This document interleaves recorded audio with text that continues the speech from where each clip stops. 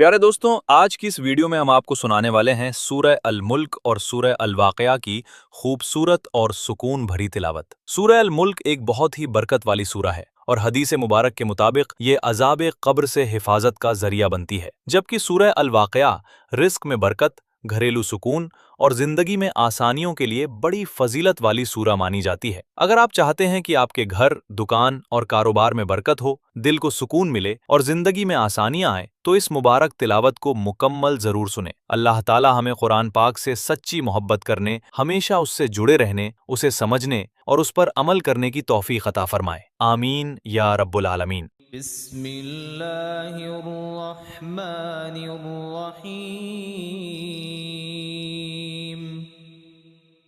तबारकल्लज़ी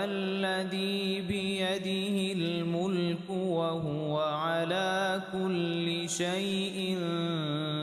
क़दीर। الذي خلق الموت والحياة ليبلوكم أيكم أحسن عملا وهو العزيز الغفور.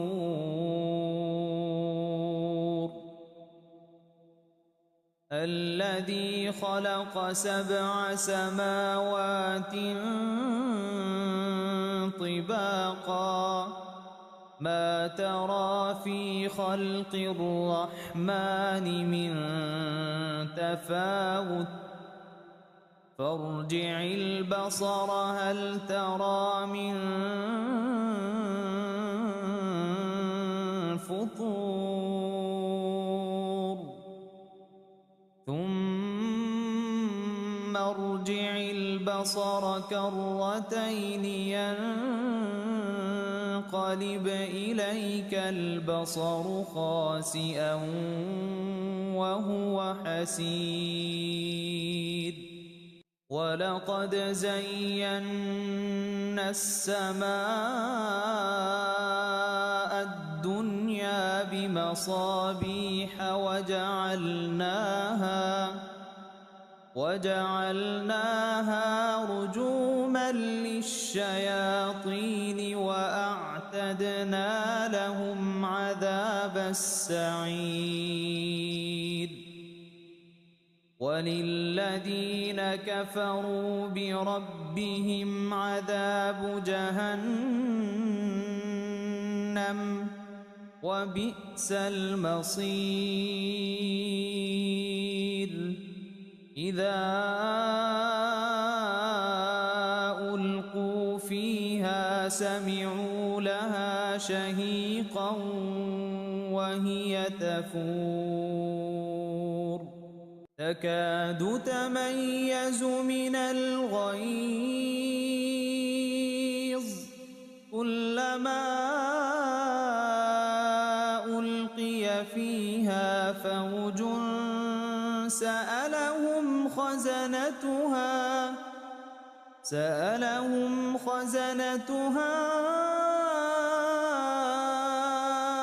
ألم يأتكم نذير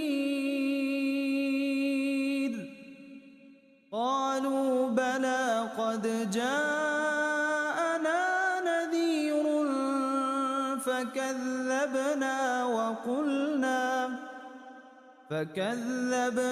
وقلنا ما نزل الله من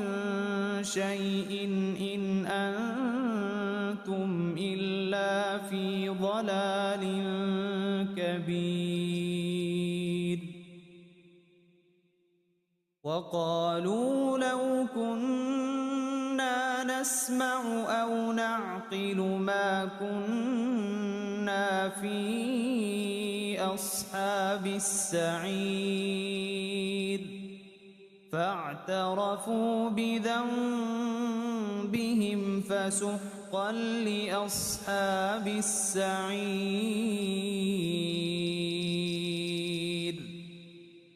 إن الذين يخشون ربهم بالغيب لهم مغفرة وأجر كبير. وأسروا قولكم أو اجهروا به إنه عليم بذات الصدور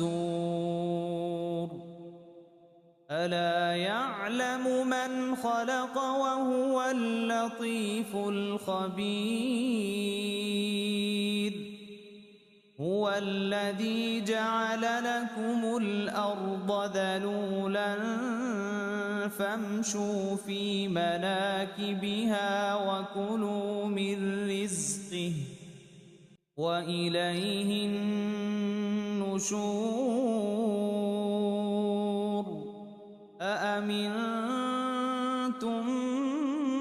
من في السماء أن يخسف بكم الأرض فإذا هي تمور أم أمنتم من في السماء أن يرسل عليكم حاصبا فستعلمون كيف نذير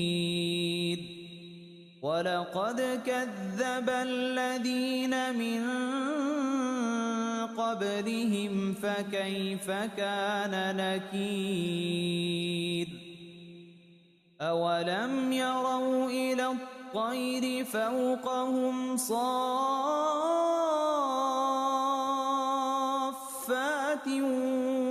ويقبضن ما يمسكهن إلا الرحمن إنه بكل شيء بصير أمن هذا الذي هو جند لكم ينصركم من دون الرحمن إن الكافرون إلا في غرور أمن هذا الذي يرزقكم إن أمسك رزقه بل لجوا في عتو ونفور أفمن يمشي مكبا على وجهه أهدى أمن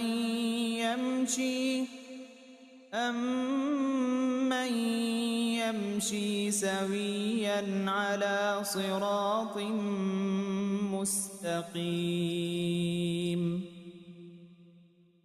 قل هو الذي أنشأكم وجعل لكم السمع والأبصار والأفئدة قليلا ما تشكرون قل هو الذي ذرأكم في الأرض وإليه تحشرون ويقولون متى هذا الوعد إن كنتم صادقين قل إنما العلم عند الله وإنما أنا نذير مبين فلما رأوه زلفة سيئت وجوه الذين كفروا وقيل هذا الذي كنتم به تدعون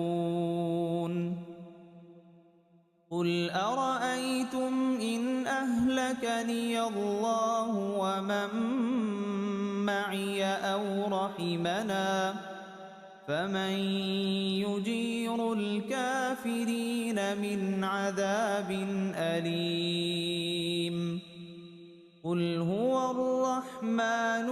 آمنا به وعليه توكلنا فستعلمون من هو في ضلال مبين قل أرأيتم إن أصبح ماؤكم غورا فمن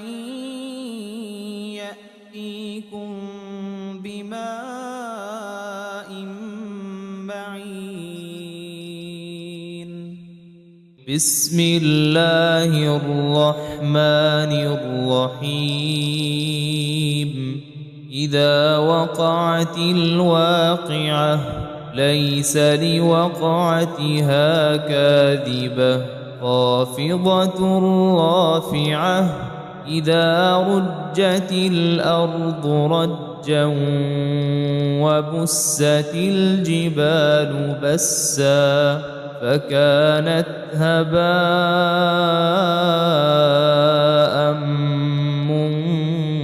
منبثا وكنتم أزواجا ثلاثة فأصحاب الميمنة ما أصحاب الميمنة وأصحاب المشأمة ما أصحاب المشأمة والسابقون السابقون أولئك المقربون في جنات النعيم ثلة من الأولين وقليل من الآخرين على سرر موضونة متكئين عليها متقابلين يطوف عليهم ولدان مخلدون بأكواب وأباريق وكأس من معين لا يصدعون عنها ولا ينزفون وفاكهة مما يتخيرون ولحم طير مما يشتهون وحور عين كأمثال اللؤلؤ المكنون جزاء بما كانوا يعملون لا يسمعون فيها لغوا ولا تأثيما إلا قيلا سلاما سلاما وأصحاب اليمين ما أصحاب اليمين في سدر مخضود وطلح منضود وظل ممدود وماء مسكوب وفاكهة كثيرة لا مقطوعة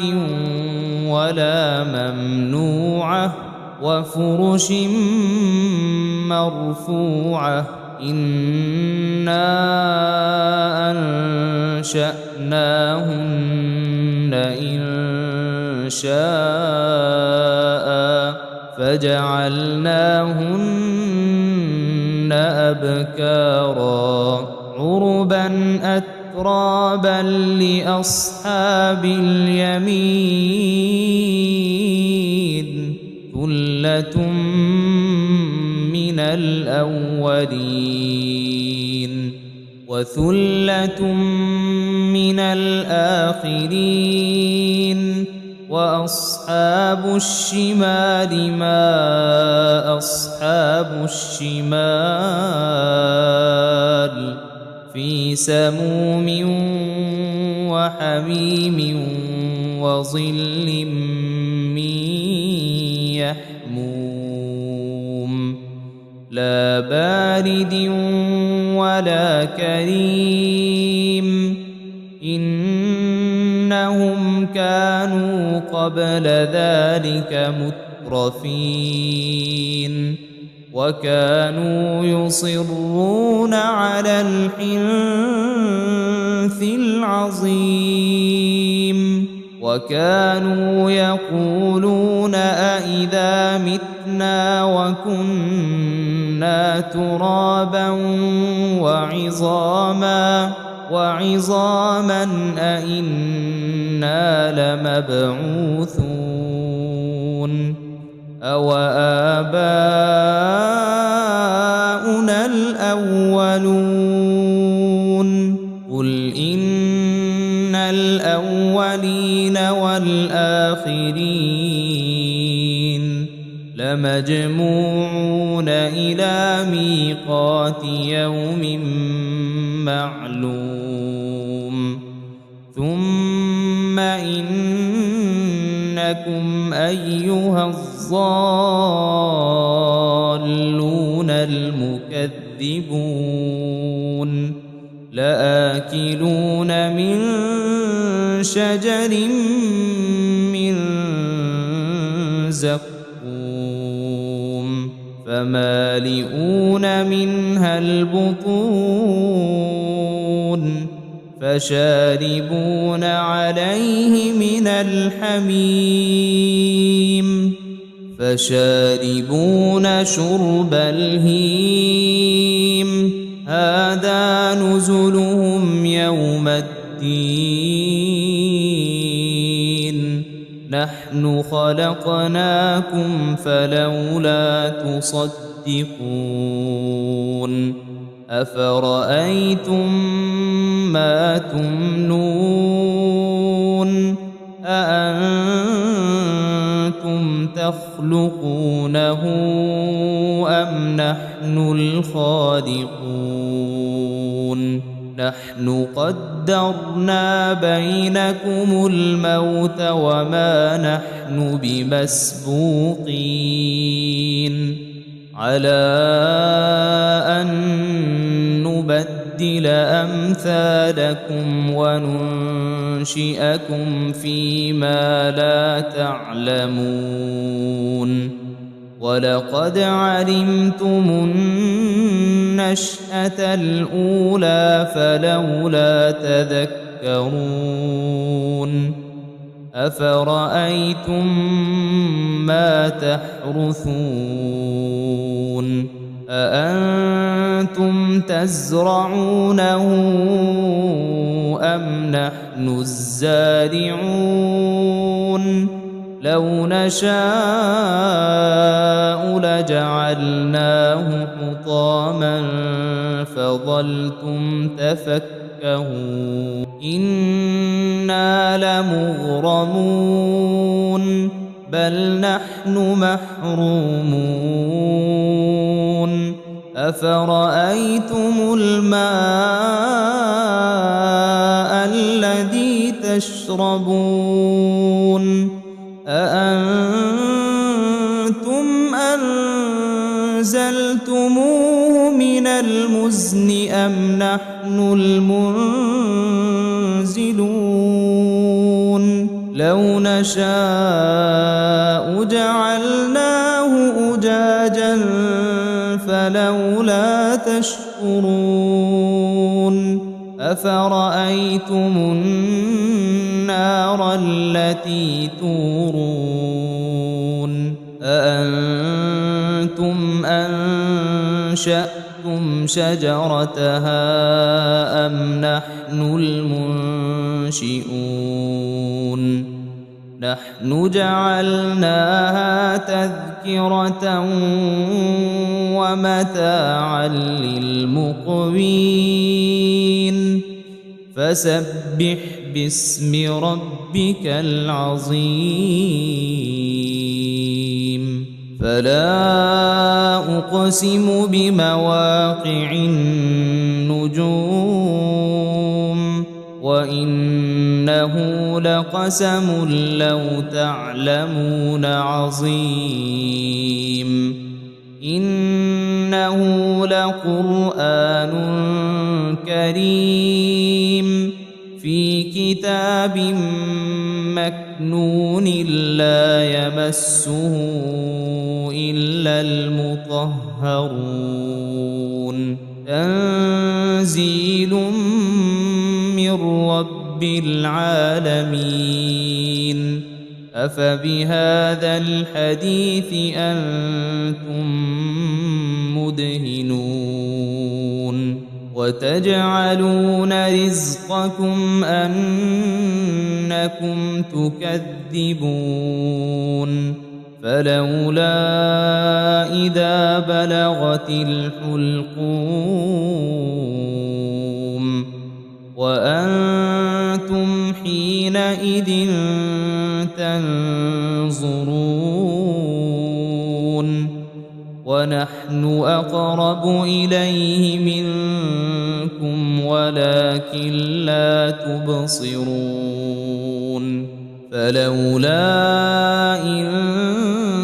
كنتم غير مدينين ترجعونها إن كنتم صادقين فأما إن كان من المقربين فروح وريحان وجنة نعيم وأما إن كان من أصحاب اليمين فسلام لك من أصحاب اليمين وأما إن كان من المكذبين الضالين فنزل من حميم وتصلية جحيم إن هذا لهو حق اليقين فسبح باسم ربك العظيم